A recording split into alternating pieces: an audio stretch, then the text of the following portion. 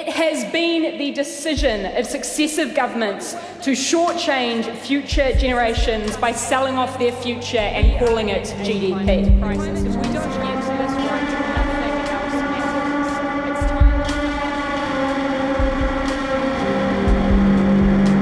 Current political institutions have proven themselves incompetent at thinking outside of a short political term.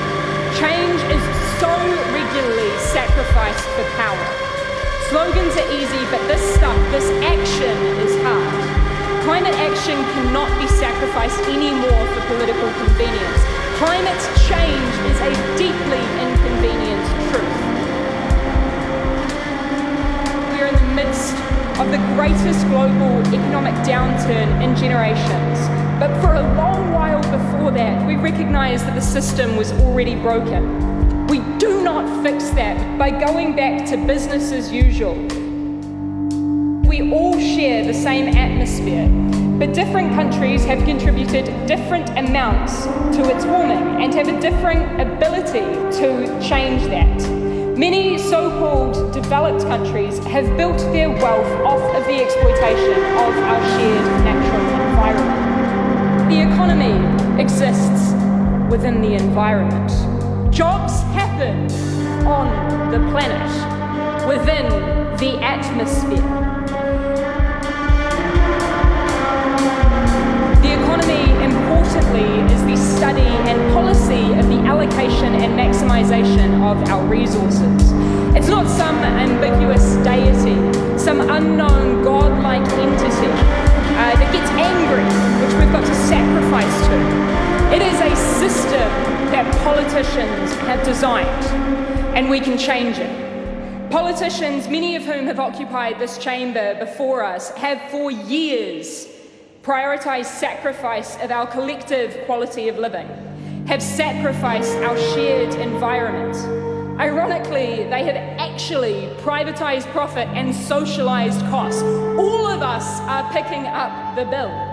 Those politicians have constructed a system that exploits both people and the planet.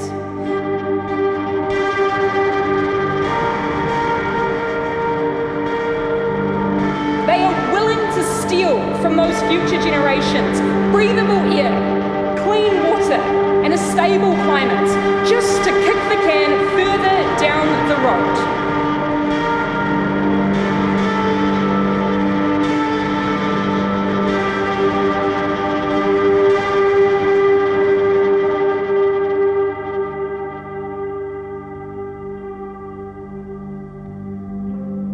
The emissions trading scheme was meant to be that how part of the puzzle. It's basically a market which puts a price on the limit of carbon. It prices what economists call externalities, allowing companies to factor in the real costs of their commercial activity. It was an attempt to mitigate, or at least try to end, the privatization of profit and socialization of cost. Money made off the back of grabbing scarce natural resources through pollution, and that everybody else collectively paid to clean up. But then there was a global financial crisis, and in 2008, a change of government. The first action of that new national government in the climate change sphere was to expand a program of what is called free allocation. Free allocation, Mr. Speaker, is something that many people, a whole lot smarter than myself, researchers and experts, a whole lot more informed than many in this House, have spilled a lot of ink on. But the simple explanation is this. The emissions trading scheme means that polluters pay for their pollution, and they are limited in how much pollution they can produce. But unfortunately, the story is of course not that straightforward. It's actually probably rather reflective of the lobbying power of those already wealthy and powerful, but their arguments that they shouldn't pay for their pollution were reflected in a concept of free allocation. It gives our most polluting industries an allocation of those emissions trading scheme units for doing nothing except exorbitantly polluting.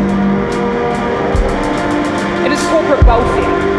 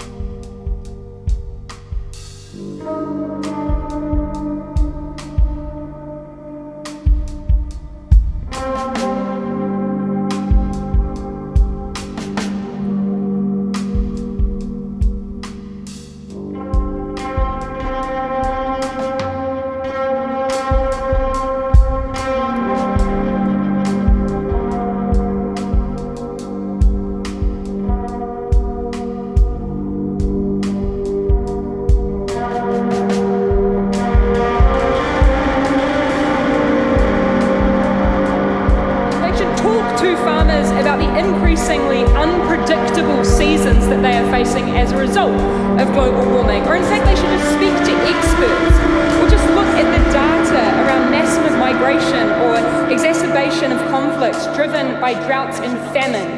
And they should not do. We say we are protecting our children when its effects are felt in increasing temperatures and rising sea levels and ocean acidification, crop failures, resource shortage, mass migration, and so much more. But Mr. Speaker, our action gives others permission. Our action sets precedent. It proves it is possible and shows other countries and the citizens of those countries what their governments can do.